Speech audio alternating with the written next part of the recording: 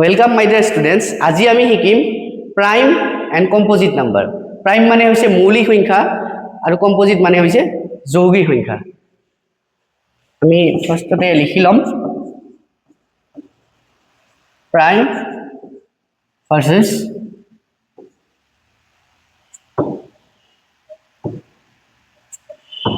composite. এতিয়া আমি চাম prime number আমি এটা নাম্বার কেনেকৈ গম পাম যে এটো প্ৰাইম নাম্বাৰ হয় তাৰ কাৰণে আমি উলাব লাগিব ফ্যাক্টৰ আমি গম পাব লাগিব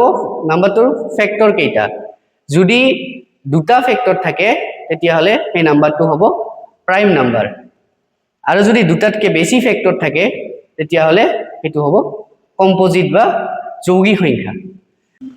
ফাৰ্ষ্টতে আমি এটা নাম্বাৰ লম এটো হৈছে 11 11 টো হৈছে কি ইয়াৰ ফ্যাক্টৰ কেইটা ইয়াৰ ফ্যাক্টৰ হৈছে দুটা 1 into 11 11 1 and 11 এই দুটা হৈছে ইয়াৰ ফ্যাক্টৰ এই কাৰণে এটো হৈছে কি প্ৰাইম নাম্বাৰ আৰু এটা নাম্বাৰ লম এটো হৈছে 12 ইয়াৰ ফ্যাক্টৰ কেইটা